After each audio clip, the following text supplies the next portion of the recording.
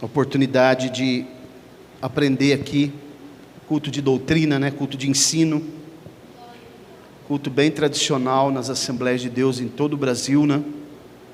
Infelizmente, em alguns lugares não tem mais, e isso é triste, porque culto de doutrina é imprescindível, é exaustivo para os irmãos, eu sei, né? Os irmãos trabalham bastante, não é fácil trabalhar o dia todo, ainda mais um dia quente como hoje, né?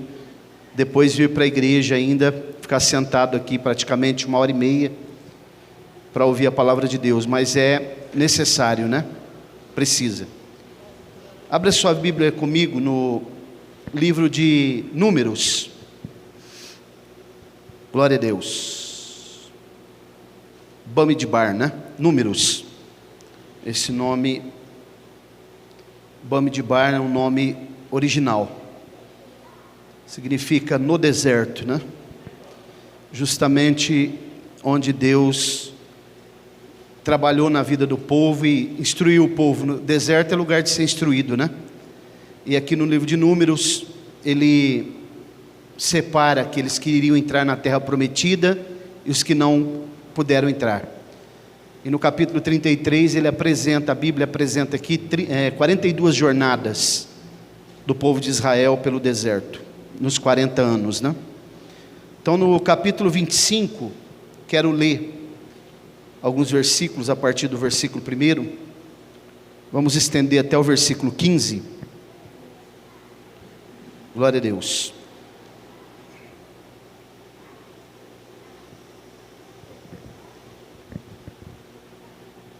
Amém?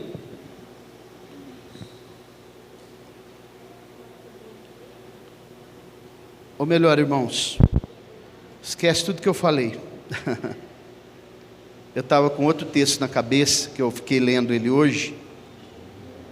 Na verdade é Levítico. Eu li um texto hoje, fiquei pensando muito sobre ele, e ele ficou aqui na minha cabeça. Levítico 21, a partir do versículo 1. Devarim, né? As palavras significa o Levítico. Amém? Diz assim a santa, bendita e eterna palavra de Deus. E o Senhor disse a Moisés: fala aos sacerdotes, filhos de Arão, e diz-lhes: ninguém se contaminará por causa do morto entre o seu povo, salvo por seu parente mais próximo, ou seja, por sua mãe e por seu pai, ou por seu filho e por sua filha, e por seu irmão, e por sua irmã virgem, que é próxima a ele, que ainda não teve marido. Por ela poderá ele ser contaminado, mas ele não se contaminará a si mesmo, sendo o principal homem entre o seu povo para se profanar. Eles não farão calvície sobre a sua cabeça, nem rasparão os cantos da sua barba, nem farão cortes na sua carne. Eles serão santos para o seu Deus, e não profanarão o nome do seu Deus, porque as ofertas do Senhor, feitas por fogo, e o pão do seu Deus, eles oferecem, portanto eles serão santos. Eles não tomarão mulher que é prostituta ou profana, nem tomarão mulher repudiada de seu marido, porque ele é santo para o seu Deus. Portanto, tu o santificarás, pois ele oferece o pão do teu Deus. Ele será santo para ti, porque eu, o Senhor, que vos santifica, sou santo. E a filha de qualquer sacerdote, se ela profanar-se, prostituindo-se, profana seu pai, com fogo ela será queimada. E aquele que é o sumo sacerdote entre seus irmãos, sobre cuja cabeça foi derramado o óleo da unção, e que é consagrado para colocar as vestes, não descobrirá sua cabeça, nem rasgará suas vestes. E não se chegará a nenhum corpo morto, nem se contaminará por causa de seu pai ou por sua mãe, nem sairá do santuário para que não profane o santuário do seu Deus, porque a coroa do óleo da unção do seu Deus está sobre ele. Eu sou o Senhor, e ele tomará uma mulher na sua virgindade, uma viúva, ou uma mulher divorciada, ou profana, ou uma prostituta, estas ele não tomará, mas ele tomará uma virgem de seu próprio povo por mulher. Ele não profanará sua semente entre os seus povos, porque eu sou o Senhor, porque eu, o Senhor, o santifico. Podemos dizer amém? Glória a Deus.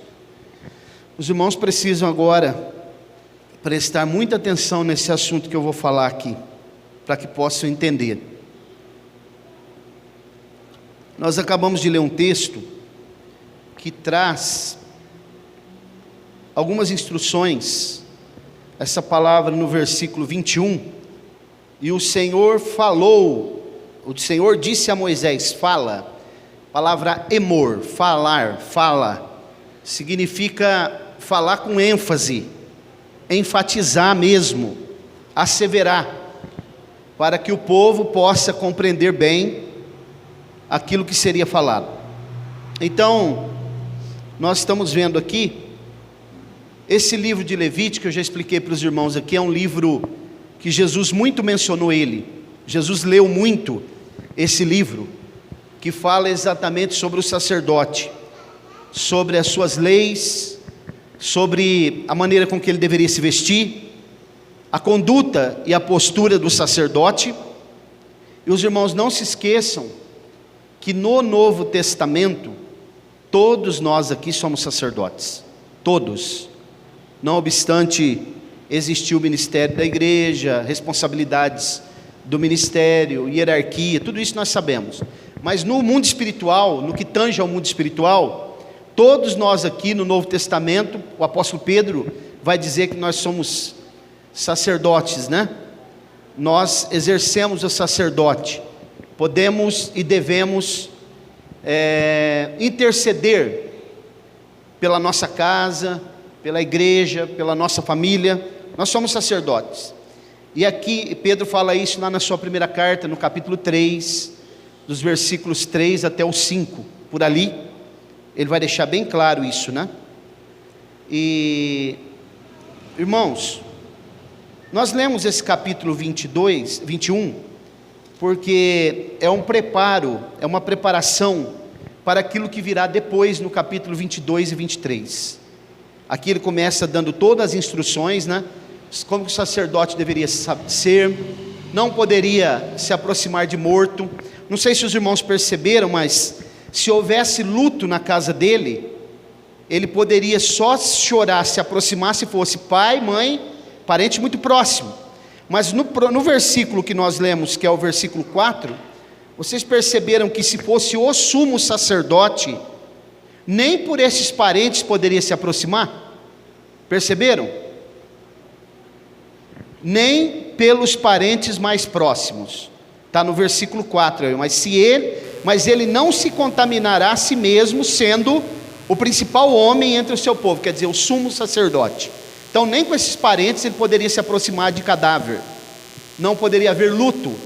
Eu não sei se os irmãos sabem, mas até hoje em Israel, existe esse princípio para o sacerdote, e quando ele vai passar numa rua, que tem um cemitério próximo, ou se tiver um cemitério, já foi um cemitério embaixo da onde ele vai passar, existem placas de sinalização nas cidades de Israel. Aqui já foi um cemitério, cuidado, cemitério a tantos metros, para que o sacerdote se desvie no caminho, para que ele não passe por ali, porque são princípios, e eu vou explicar isso para os irmãos aqui nessa noite. Então, irmãos, no capítulo 22 e 23, aí vai se intensificar essas leis para o exercício do sacerdócio, elas continuam, né? E existe um princípio por trás de tudo isso. O que é esse princípio? Eu já expliquei uma vez aqui, acho que várias vezes.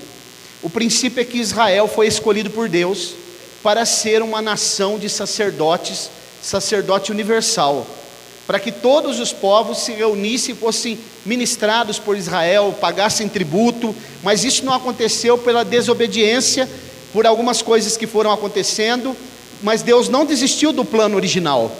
Isso voltará durante o período do milênio. Israel será uma nação de sacerdotes universal. Isso aqui é muito importante vocês saberem isso, vocês precisam saber. Quando eu perguntar isso, vocês têm que estar na ponta dos cascos. Não é assim que fala aí? Tem que saber isso aqui, esse assunto. Porque se nós vamos estar no milênio, quem vai estar no milênio aqui? Levanta a mão. Ninguém vai estar no milênio? Pensei que vocês iam estar participando do milênio. Estar no milênio, participar do milênio, não implica, não é necessariamente estar aqui na terra, na Nova Jerusalém, participando do que vai ocorrer, das decisões que vão ser tomadas no milênio. Então vocês precisam saber isso. Quando chegar lá, vai ter instruções, mas eu e vocês precisamos estar conhecendo já os assuntos que vão ocorrer ali. Então veja bem, por que eu estou mostrando isso para os irmãos?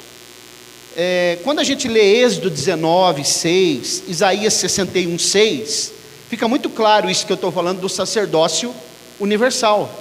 Isso é muito claro nas Escrituras. Isso não é ensinado. Eu tenho certeza que os irmãos aqui já são antigos na igreja, nunca tinham ouvido falar disso. Mas isso é real, está na Bíblia. Sacerdócio universal de Israel. Então eu quero mostrar para os irmãos aqui hoje o que significa na Bíblia, partindo de um pressuposto aqui, das leis para os sacerdotes, como funcionava, como eram redigidas, como que os sacerdotes aplicavam as leis, como que era o conjunto de regras, Moisés como legislador da lei, e como que funcionava o que nós ouvimos falar, mas às vezes não sabemos o que é, olho por olho, dente por dente. Vocês sabem o que é isso? Isso é chamado ex talion, lei do talião. Isso é uma palavra latina, vem do latim, ex talion, lei do talião, olho por olho, dente por dente. E há um conceito no meio evangélico, muito equivocado, que pensa, e eu já vi pessoas pregando isso, que era assim, vamos supor, você arrancava o olho de uma pessoa, logo, você também tinha o seu olho arrancado, não é isso que vocês pensam? Vamos ver o que a Bíblia fala sobre isso.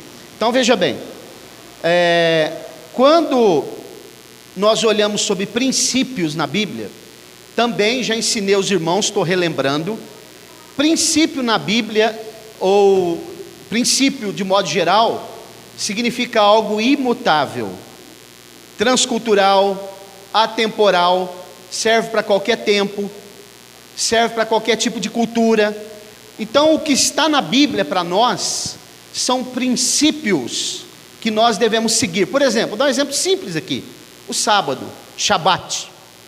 Nós temos um princípio, um dia na semana, independente desse dia que seja, não é o 7º dia, né?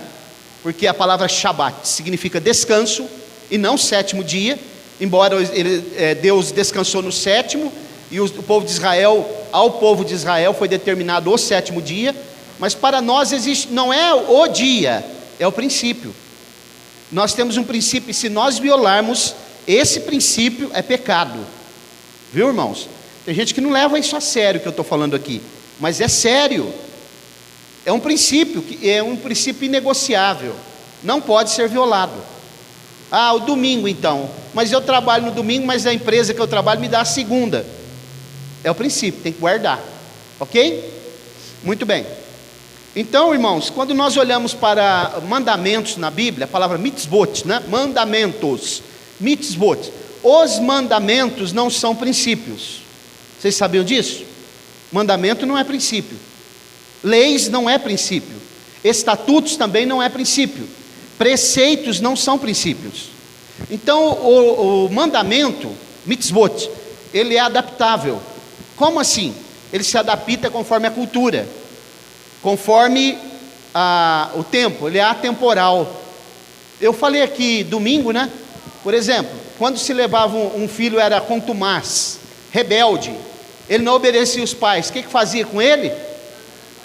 levava na porta da cidade, todos apedrejavam e ele morria. Por que não faz mais isso hoje, irmãos? Deus mudou? Sim ou não? Não se faz mais hoje, porque é um mandamento, e esse mandamento ele se adequa com os tempos. Nesse tempo não existia conjunto de leis, não existia códigos de lei como hoje.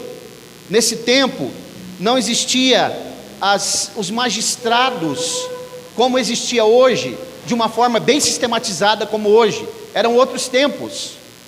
Então tinha momentos que acontecia execuções sumárias, que era para poder dar exemplo para o povo. Isso não se usa mais hoje, mas há um princípio dentro disso. O princípio é que nós não podemos dar moleza para os filhos, temos que corrigi-los, né? E o fato dele ser levado aos magistrados e levado na porta da cidade e apedrejado, significa que se nós precisarmos entregar um filho nosso para as autoridades, nós temos que fazer. Filho, qualquer parente, estou falando de filho, temos que fazer, porque é princípio. Você tem coragem de fazer isso, irmão? Mas é bíblico. É bíblico e não tem isso aqui não tem negociata, porque princípio não muda. Bom, vamos caminhar mais um pouco. Agora, precisamos entender uma outra coisa aqui ainda, dentro dessa introdução. Existem mandamentos na Bíblia que são para os judeus. Existem outros mandamentos que são para a igreja. E existem mandamentos que são universais, para todos os povos. Ok? Mandamentos eu estou falando, não estou falando de princípios. Então nós precisamos aprender a separar também o que é mandamento para a igreja, o que é mandamento para os judeus e o que é mandamento universal.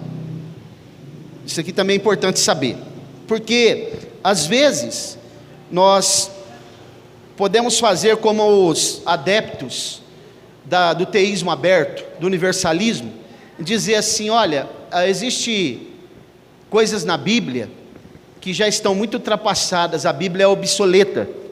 Tem leis na Bíblia que foram criadas há 3.500 anos, né? Isso aí não tem mais como aplicar hoje. A Bíblia ela é ultrapassada. A Bíblia não é ultrapassada, a Bíblia é atual. A Bíblia é mais atualizada do que o jornal de amanhã, dizia, né, o pastor Billy Graham. E a lei de Deus, irmãos, a lei de Deus, ela é fundamentada em três pilares, ok? Primeiro pilar, amar a Deus sobre todas as coisas. Esse é o primeiro pilar da lei de Deus. Quando eu amo a Deus sobre todas as coisas, eu o reconheço como Criador Supremo de todas as coisas, Senhor soberano acima de tudo e de todos. Tem até um slogan aí, né, na campanha aí do Bolsonaro, não é? Deus acima de tudo e... ou não, como que é? Deus acima de tudo, não, mais ou menos isso aí. Deus acima de tudo e de todos. É um slogan aí da campanha do Bolsonaro, né?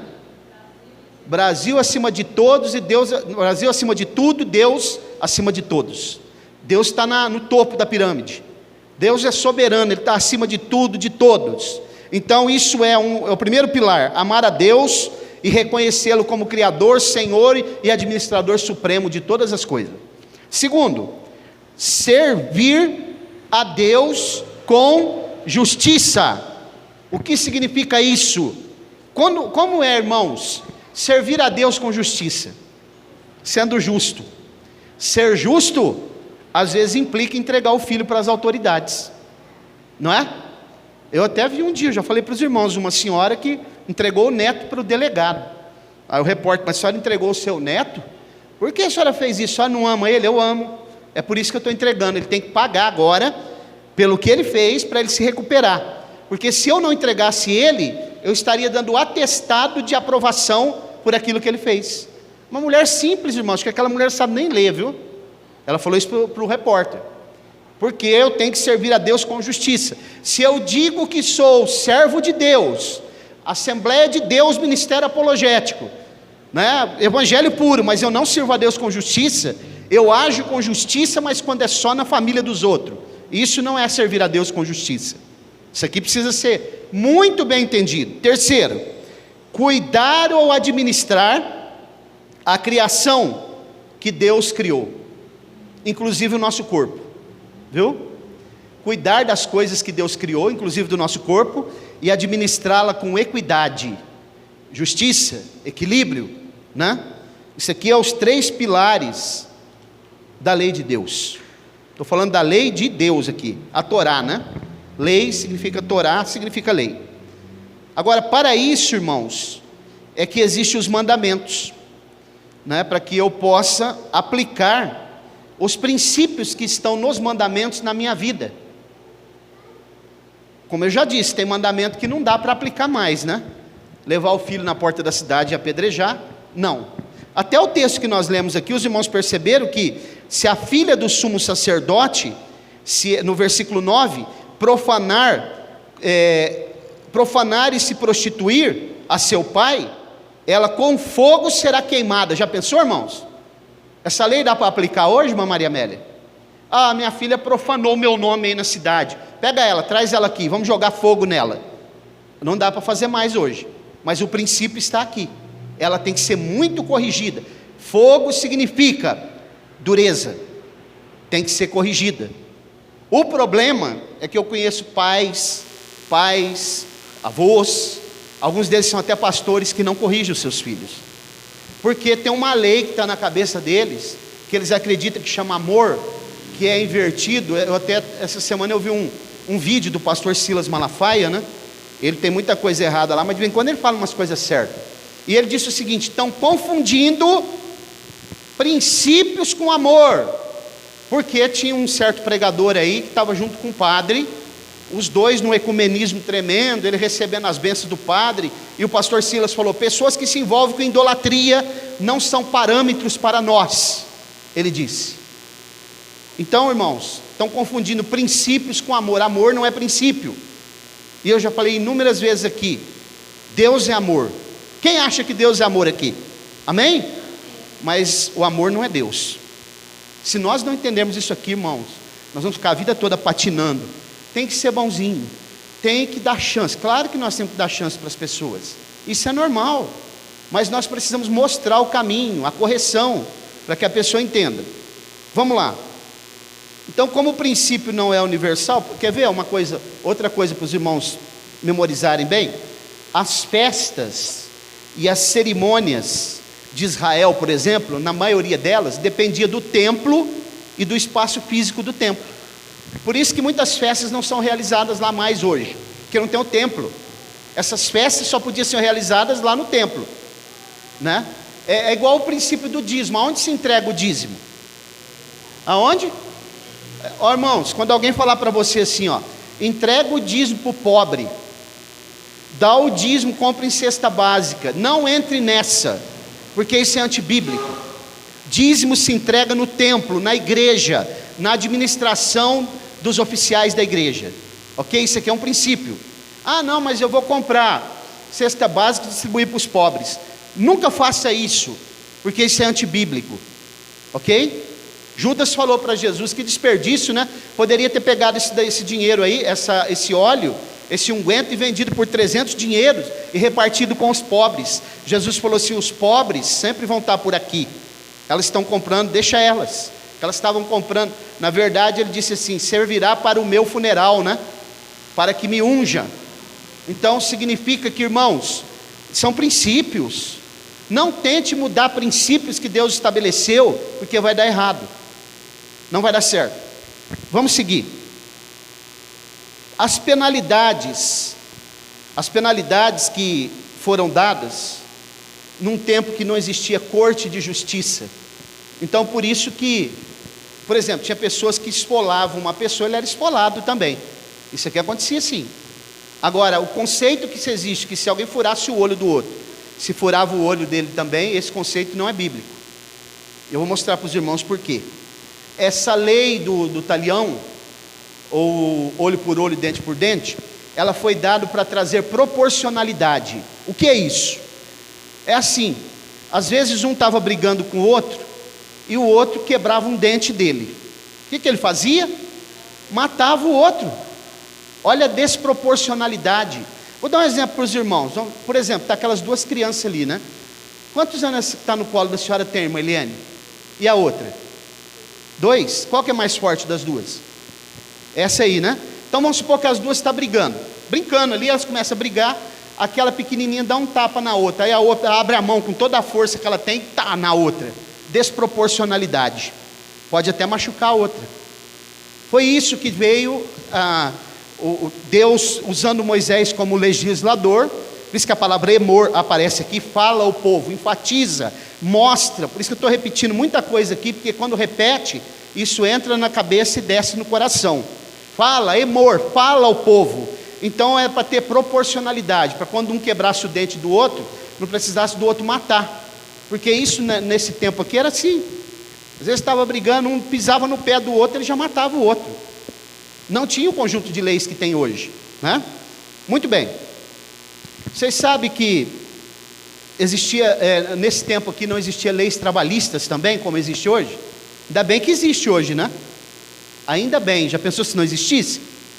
É por isso que lá em 1700 e pouco, no século XVIII, surge a maçonaria, e eles têm um slogan. Vocês conhecem o slogan da maçonaria? Liberdade, igualdade e fraternidade. Isso aqui está falando de equidade, proporcionalidade entre todos os povos. Liberdade, igualdade e fraternidade. Isso é um slogan da maçonaria, lá do século XVIII, quando a maçonaria foi organizada. Porque não tinha, irmãos, não tinha lei trabalhista. Aqui no Brasil, quando se começou aqui a extração da borracha, né, do látex, na Amazônia, lá no Pará e outros lugares, né, na capital do Acre, lá no Rio Branco, eles sabem o que os senhores da borracha faziam? As pessoas trabalhavam para ele a troco de um prato de comida, e aí tinha que comprar material e pagar. Quando eles queriam fazer um acerto para ir embora, vem cá que eu vou fazer seu acerto então, vem cá. Levava ele num determinado lugar lá, mandava um jagunço matar, jogar dentro do rio. Você quer acerto? Fazer acerto com você. Já pensou se fosse assim hoje? Vou sair da empresa que eu trabalho, eu quero um acerto. Você quer? Espera um pouquinho aí, vou te dar um acerto aqui. Pegar um revólver e dar um tiro. Mas tem lei trabalhista hoje, é para isso. Quem trabalha tem direito daquilo que fez, do seu tempo. Isso aí é lei irrevogável. Leis trabalhistas. Muito bem. Outro sim. Vou dar um outro exemplo para os irmãos entenderem. Melhor do que eu estou fazendo a didática hoje, eu acho difícil para entender. Os irmãos já pensaram como que era naquele tempo? Por isso que uma mulher, quando ela estava menstruada, ela precisava sair do arraial para se purificar. 7 dias. Não tinha absorvente, não tinha papel higiênico e não tinha acesso à água corrente. Deserto não tem nada disso. Já pararam para pensar? Com 50 graus de calor de dia e a temperatura quase a 0 à noite. Vocês já pararam? Então ela tinha que sair do arraial, se purificar. Quando terminasse, ela voltava para o arraial, porque era terrível. Não tinha nada, irmãos, não tinha o que tem hoje. Hoje não precisa da mulher fazer isso mais. Mulher trabalha, tem mulheres que entram até na piscina, né? Já tem absorventes próprios para isso aí. Pastor Mauro, o senhor está pregando essas coisas na igreja? Irmãos, tem que falar, né? É necessário nós falarmos isso aqui. Bom, só para os irmãos entenderem como que as leis, elas são adaptáveis, como que elas mudam com o tempo e com a localidade, né? Muito bem. Mais uma coisa. Isso aí preservava a doença também, viu? Sabiam?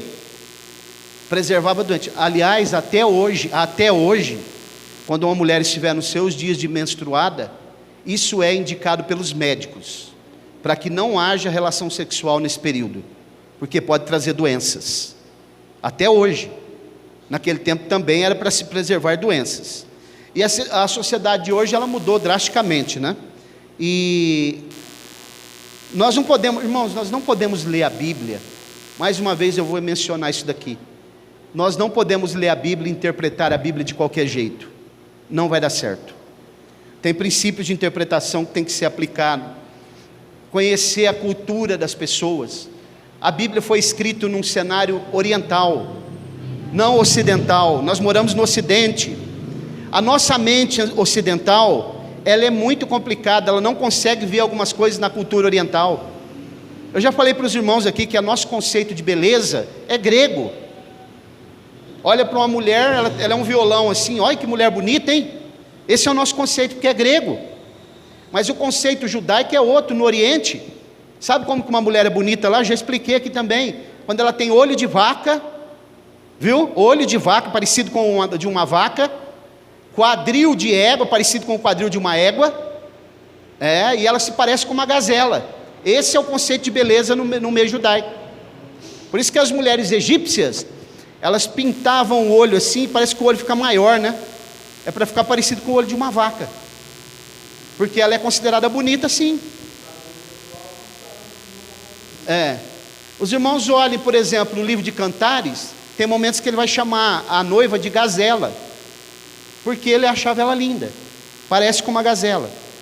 Bom, então irmãos, a Bíblia precisa ser lida de uma maneira correta. Há momentos que nós vamos ter que, dentro dos mandamentos, nós vamos ter que contextualizar a Bíblia, trazer para os dias de hoje. Agora, princípio não, viu? Não matarás, é um princípio ou não? Sim. Não adulterarás, vale para todos os povos. Não levantarás falso testemunho, isso aqui é lei moral, não muda. Lei moral, não tem como mudar. Agora eu vou entrar na questão aqui do olho por olho e dente por dente. Um pouquinho antes, só voltando àquela questão que todos nós somos sacerdotes. O que significa para vocês ser um sacerdote hoje? Não é como aquele sacerdote lá do Antigo Testamento, que usava toda aquela indumentária, né? Mas o sacerdote hoje, qualquer um de nós aqui, somos sacerdote. Qualquer um de nós podemos orar por um enfermo, qualquer um de nós podemos expulsar um demônio, qualquer um de nós podemos interceder por alguém, pela nossa casa, né? Embora o homem na casa, ele tem um papel preponderante de sacerdote do lar, mas no que tange ao sentido micro, não é o macro, micro da palavra, cada um de nós somos um sacerdote, temos acesso a Deus através de Jesus, não é? Então, o apóstolo Pedro, ele vai falar sobre isso, né? Nós devemos guardar e praticar esses princípios. Nós não devemos, irmãos, jamais praticar coisas que são impostas pela cultura aí de fora, viu? As coisas que são impostas por aí, pastor, mas o senhor está falando que muda com o tempo, as leis elas são adaptáveis, entretanto, nós temos princípios. Então o que é mostrado aí fora, as coisas que eles vêm trazendo, dentro dessa cultura caída, não serve para o crente, para o cristão, para aquele que serve ao Senhor, crê na sua palavra, até mesmo na lei de Deus, que é a Torá, porque a lei de Deus ela não mudou. Nem tente falar isso para um adventista, viu? Que ele vai cair do cavalo, a lei mudou, Deus aboliu a lei. Deus não aboliu lei coisa nenhuma, né, Danilo? Isso aí é conversa fiada de quem não conhece a Bíblia. Se falar isso para um adventista, você dá munição para ele. Deus não aboliu a lei coisa nenhuma. Alguém, um adventista, vai perguntar para você: você guarda o sábado? Você fala: eu guardo, mas eu não guardo o mesmo dia, o sétimo dia igual você, mas o meu sábado eu guardo. É princípio. Eu tenho meu sábado. Mas foi o Papa que inventou o domingo. Aí diz para ele assim: bom, aí já é um outro assunto, né? Isso aí é você que está fazendo uma inferência, porque na verdade não foi o Papa que inventou o domingo. Jesus ressuscitou no primeiro dia da semana, os discípulos se reuniam no primeiro dia da semana, não é? Então por isso que a partir de então, começou-se a igreja se reunir no primeiro dia da semana. Mas o nosso sábado é o domingo, ou os irmãos que trabalham, que tem uma folga na segunda, na terça, na quarta, é o princípio. É isso aí. Vamos dar uma olhada num texto, 1 Pedro 2, vamos ler o versículo 9, o 9 e o 15.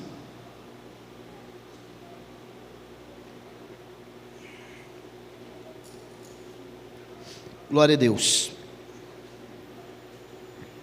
Mas vós sois a geração eleita, o sacerdócio real, a nação, povo adquirido, para que anuncieis as grandezas daquele que vos chamou das trevas para a sua maravilhosa luz. Quem é o povo de Deus, hein? A igreja.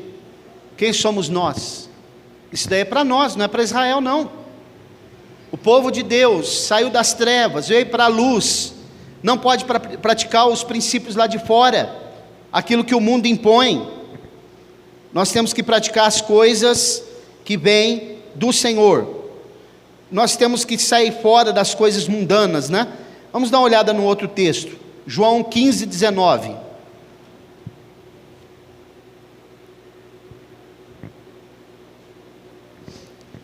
Daqui a pouco eu vou entrar na questão do olho por olho, viu? Para vocês entenderem. Se fosses do mundo, o mundo amaria o que era seu. Mas porque não sois do mundo, antes eu vos escolhi do mundo. Por isso é que o mundo vos... Perceberam? Se vocês virem alguém que se diz crente, que o mundo ama, tem alguma coisa que está fora. O mundo odeia. É Jesus que está falando aqui, não sou eu não. Se o mundo está amando a igreja contemporânea, irmãos, é porque tem alguma coisa errada. Se o mundo está amando essa igreja atual, tem coisa errada. Não pode. Mais um texto, 1 Coríntios 10, 23.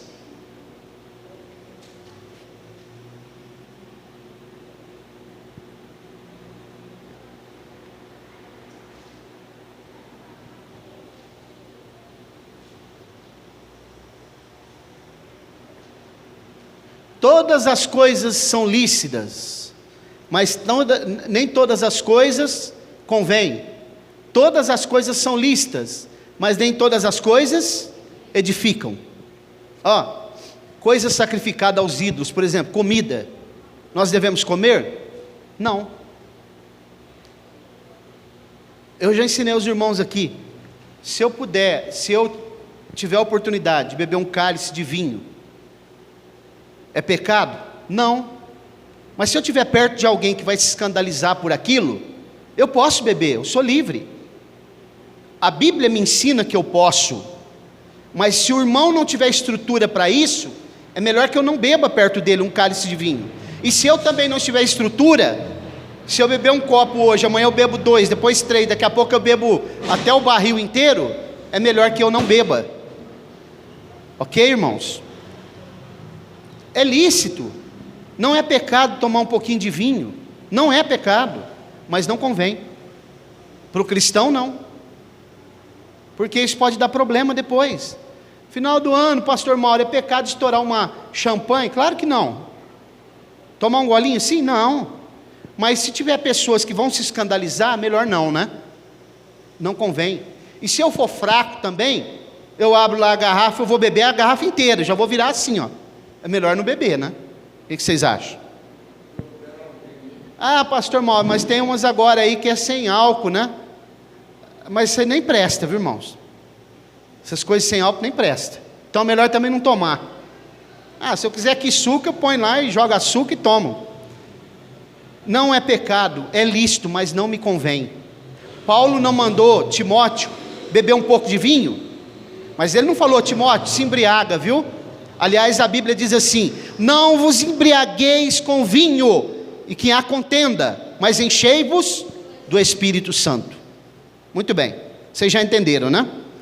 Aí eu vou agora só para terminar essa questão de comer coisas sacrificadas aos ídolos, 1 Coríntios 8, Paulo ele vai ensinar sobre isso, e os irmãos sabem por que Paulo proibiu, ele estava admoestando para que não se comesse essas coisas sacrificadas aos ídolos? Vocês sabem por quê?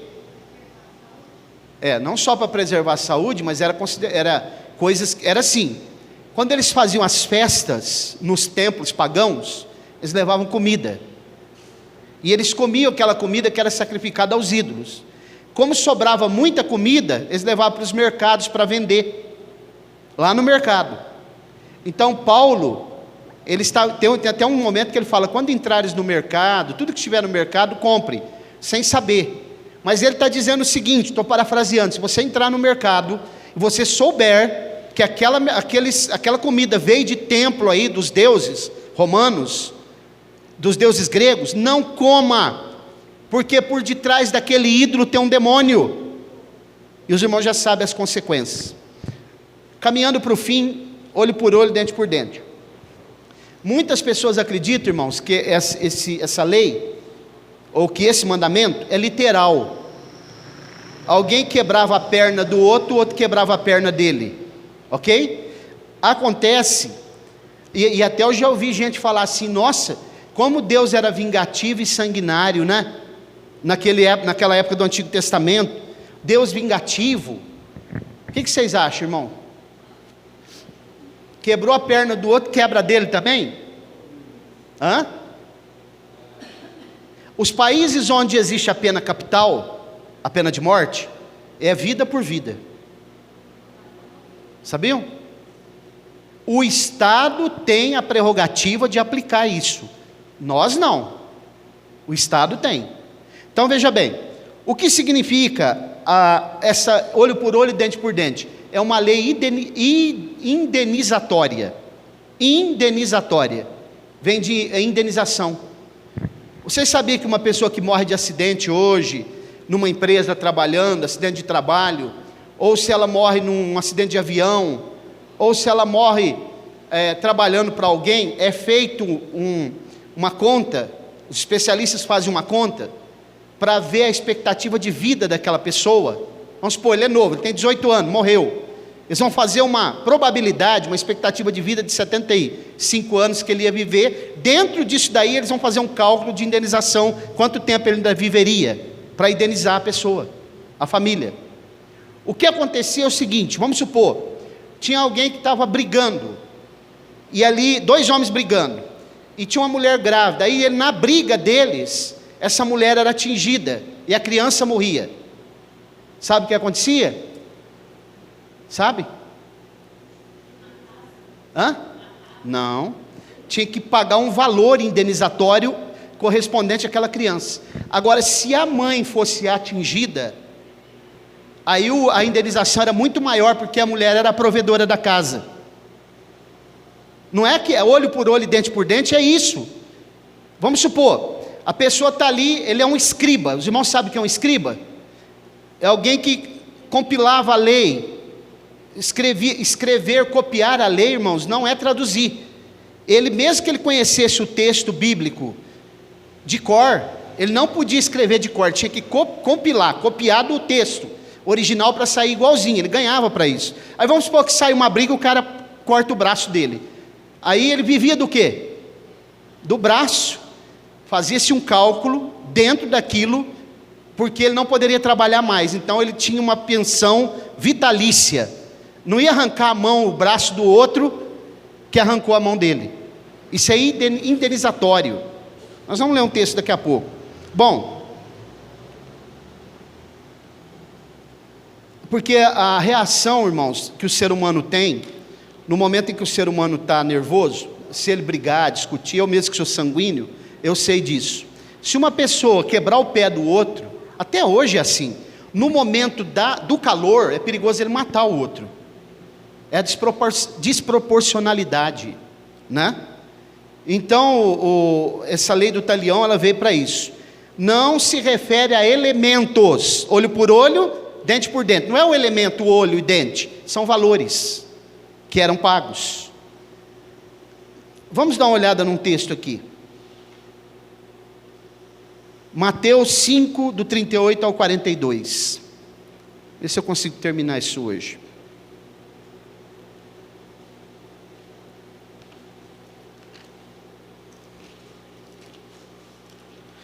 Mateus capítulo 5, a partir do versículo 38.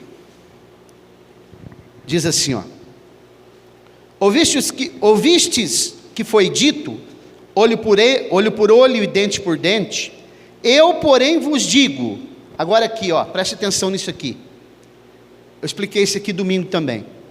Há um conceito equivocado, que quando Jesus cita a lei, e ele diz, eu, porém, vos digo, que ele está atenuando a lei,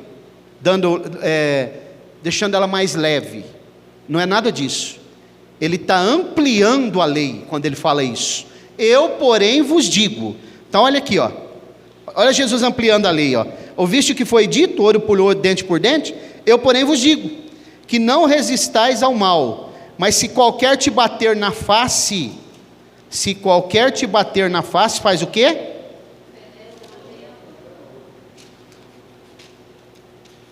Oferece também a outra.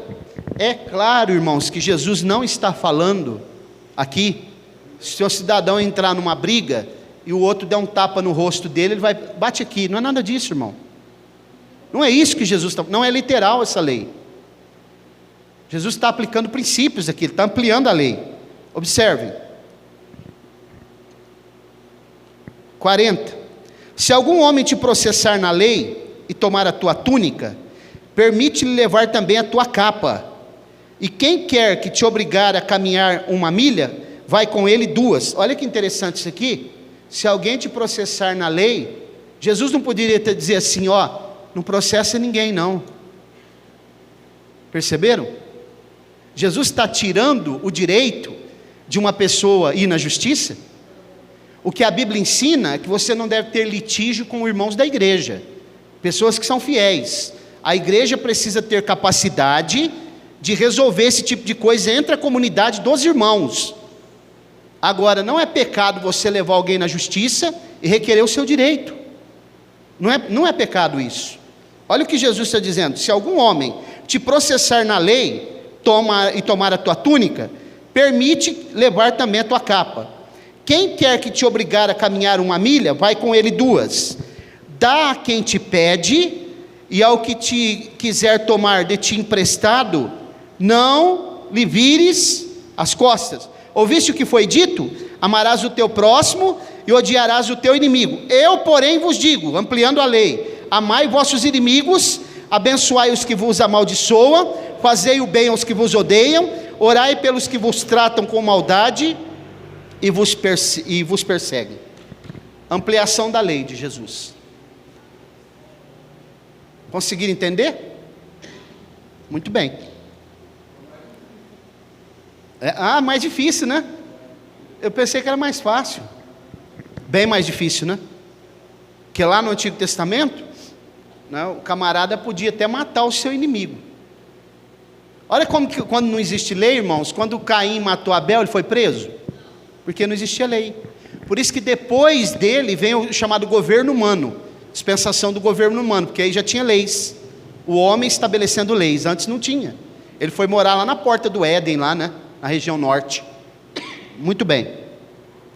Vamos ler 2 textos agora para a gente entender essa questão do olho por olho e dente por dente. Quando se era literal mesmo, poderia matar o outro, se podia matar, esfolar o outro, e se podia arrancar o dente do outro ou quebrar a perna do outro. Vamos ler primeiro Êxodo 21, do 22 ao 25. Êxodo 21, do 22 ao 25.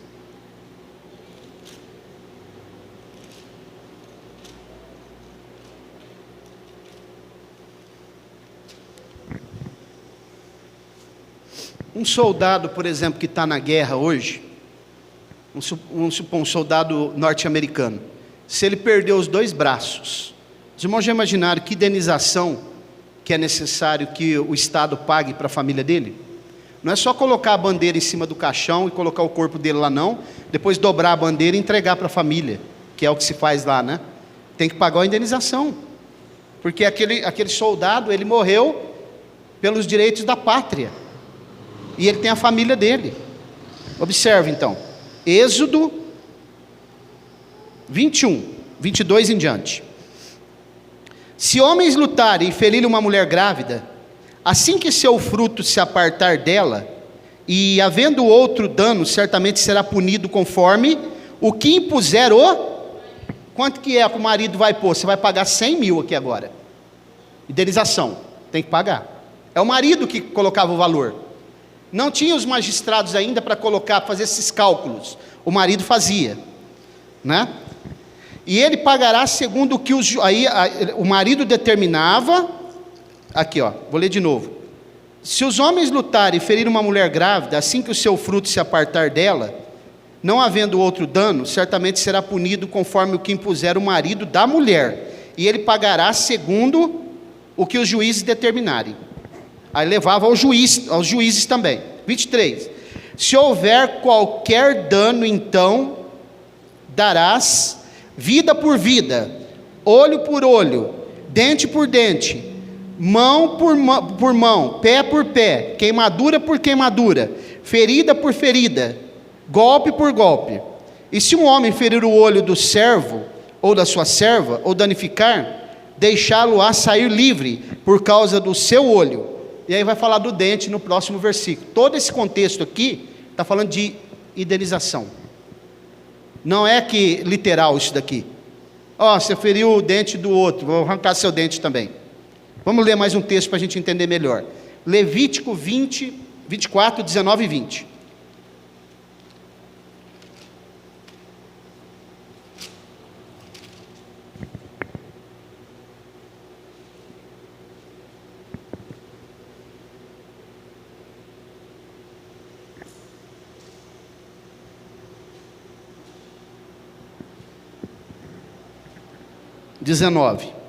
Se um homem causar uma lesão em seu próximo, como ele fez, assim lhe será feito. Agora aqui, irmãos, aqui já mudou o negócio. Aqui já é literal, Observe. Quebradura por quebradura, olho por olho, dente por dente. Assim como ele causou uma lesão em um homem, assim lhe fará também. E o que matar um animal, o restituirá, mas quem matar um homem será morto. Então, o que significa é o seguinte: quando acontecesse uma lesão, uma briga, aquele tipo de lesão que não envolvesse provisão na casa, é literal. Quando envolvesse provisão, indenização. Os irmãos entenderam? Indenização. Matou a mulher era provedora da casa, ou deu algum tipo de dano nessa mulher que ela não pode trabalhar mais, vai estipular o valor, o marido vai até os magistrados e eles vão determinar a pena. Então existem momentos aqui literal, são lesões, são esfolar alguém, machucar alguém, dependendo do contexto, mas quase que via de regra, está falando de indenização em valores, para os irmãos entenderem. Então quando você ouvir alguém dizer assim, olho por olho, dente por dente, lá no Antigo Testamento era assim, hoje nós somos muito brando, diga para ele que hoje é mais difícil, como o irmão Roldão falou, é mais difícil hoje. Jesus ampliou a lei. Vamos seguindo para o fim. Vamos ler Lamentações capítulo 3, versículo 30.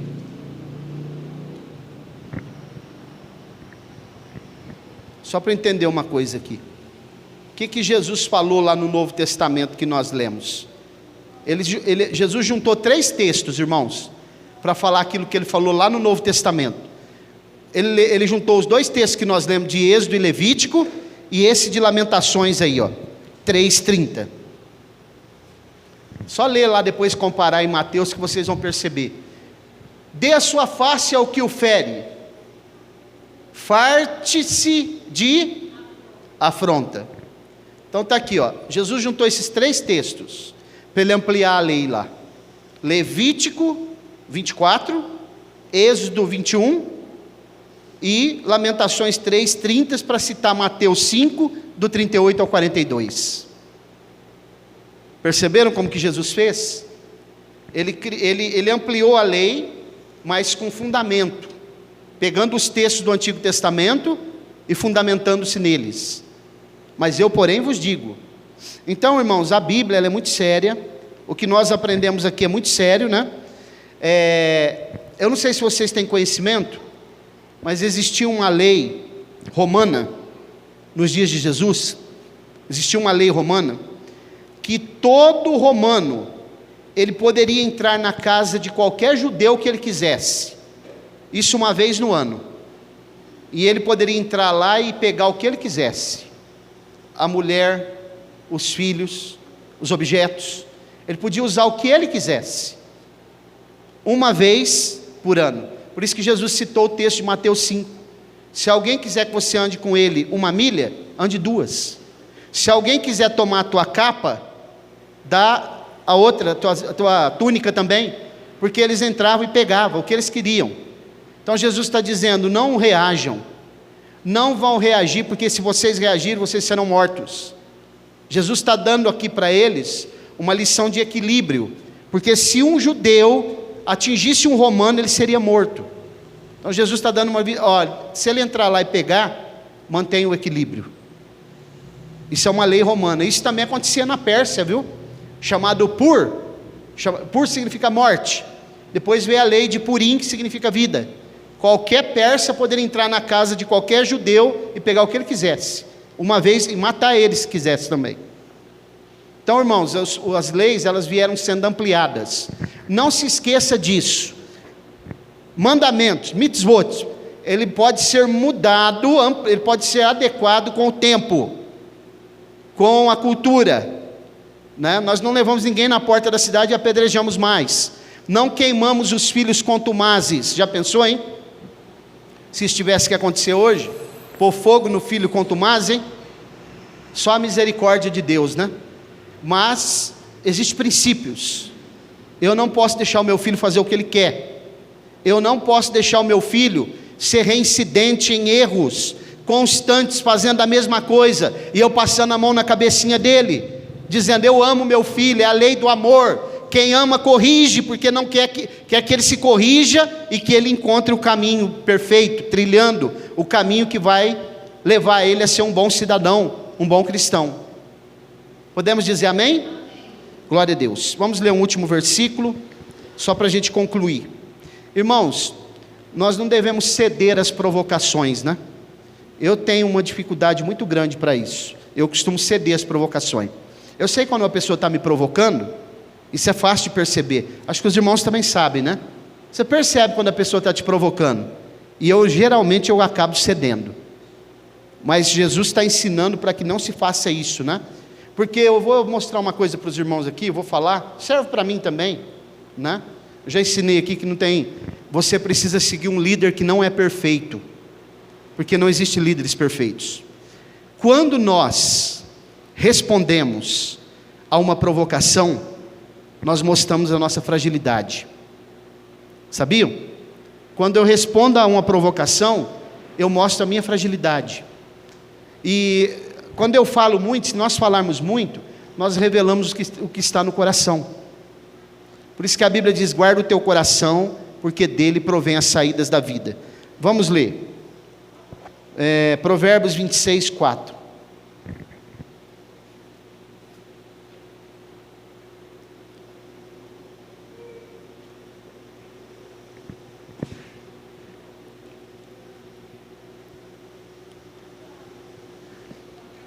Não respondas ao tolo, segundo a sua estultícia, para que também não faças semelhante a ele. Aqui está falando de provocações. Quando nós somos provocados, quando nós temos razão, mas o outro está provocando para você agir, explodir, né? Não significa que eu não deva responder, praticar atos de justiça. Aqui é quando eu sou provocado. Agora leia o próximo versículo.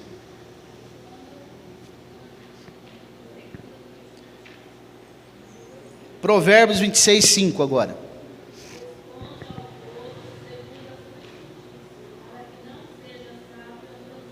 Aqui é o seguinte, é quando você tem a plena certeza de que a pessoa está equivocada. Por exemplo, as heresias, interpretações erradas do texto, heresias que são disseminadas, né? Quando a pessoa quer tripudiar sobre você e você sabe que você está com a razão. Por exemplo, até no trabalho isso daí. Porque no trabalho, irmãos, se a gente falar amém para tudo no trabalho, você vai virar, sabe o quê? Um cachorrinho na coleira. Quem trabalha em empresa sabe o que eu estou falando. Tem um momento que você tem que falar: dá licença um pouquinho aqui, meu amigo. Você está equivocado, vou te responder para você aqui. Agora, provocações não. Quem lê esses dois versos aqui, fala: o que eu faço? Respondo ou não respondo? Lembra quando Jesus chegou no poço, lá na mulher samaritana? Ela foi áspera com ele. Como o senhor pode ser um homem judeu pedindo água para uma mulher samaritana? Jesus não respondeu na mesma altura, porque a Bíblia diz que a resposta branda desvia o furor, mas a contenda suscita a ira. Isso serve para mim também, viu, irmãos? E aí o que significa que Jesus conseguiu tocar no ponto nevrálgico daquela mulher. Agora, tem momentos que Jesus pega um azorrague, que é um chicote, vai no templo, vira, derruba a mesa de pombo, cabrito que estava amarrado, tudo, e Jesus expulsa os cambistas de lá. Jesus era sanguíneo, será, irmãos? O que vocês acham? Vamos orar, coloque-se de pé, por favor. Quem tem ouvidos para ouvir, ouça, né?